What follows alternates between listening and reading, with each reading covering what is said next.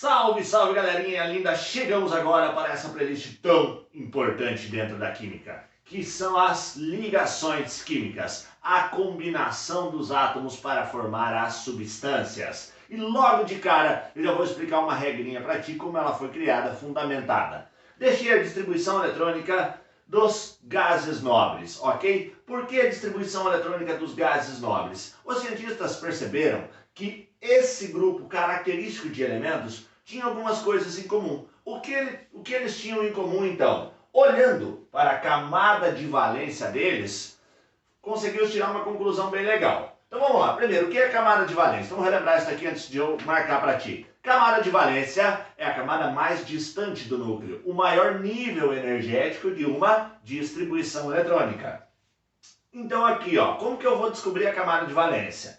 No caso do hélio, coitadinho, só tem uma camada, essa só pode ser a camada de valência dele. Então o hélio é um camarada que tem um S2 na distribuição, que terão 2 elétrons na camada de valência. Olhando o neônio, eu tenho 2S2, 2P6. Olhando o argônio, 3S2, 3P6. Vou marcar isso daqui, que a gente vai enxergar essa repetição para todos os demais gases nobres. S2P6. No caso do criptônio, a camada de valência é a quarta. Ah, mas só tem o 4P6 no final. Não, antes do P6 tem o 4S2. Então 4P6, 4S2. Eu tenho 5S2, 5P6 e tenho 6S2 e 6P6. Maior nível energético, camada de valência de cada um desses átomos. Com exceção do hélio, todos os demais estão com 8 elétrons na camada de valência. O que mais que os cientistas perceberam? Bom, além da distribuição eletrônica, além dos 8 elétrons na camada de valência, eles perceberam que esses átomos aqui, esse grupo de átomos, tendia a não se ligar com ninguém. Não faziam ligações com outros elementos. Também perceberam que os outros elementos, ao se ligarem, não com esses, os outros elementos da tabela periódica, ao fazerem ligações químicas, tendiam a ficar sempre com 8 elétrons na última camada. Então chegou-se a uma teoria bacana, e diz o seguinte: bom, os gases nobres, a principal propriedade deles é tender a não se ligar com ninguém. E os demais átomos, quando se ligam, eles buscam ter 8 elétrons na camada de valência, e quando atingem esses 8 elétrons, encerram as ligações. Então criou-se a chamada teoria do octeto. Dentro das ligações químicas eu tenho, então, a teoria do octeto. O que diz a teoria do octeto?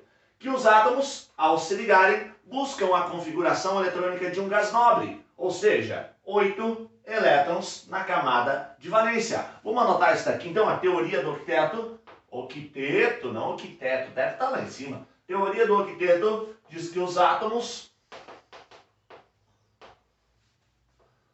ao se ligarem, se liga, irmão, ao se ligarem a outros átomos, buscam a configuração de um gás nobre. Buscam a configuração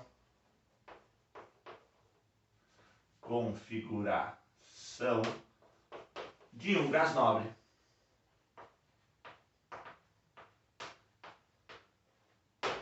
Então, os átomos, ao se ligarem a outros átomos, buscam a configuração de um gás nobre, que é a chamada condição de estabilidade.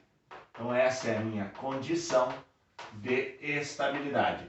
Esses outros átomos, quem são esses outros átomos? Estabilidade. Esses outros átomos, essa regra ela é muito bem aplicada dentro dos elementos representativos. Quais são os elementos representativos? Que terminam a distribuição eletrônica em S ou P.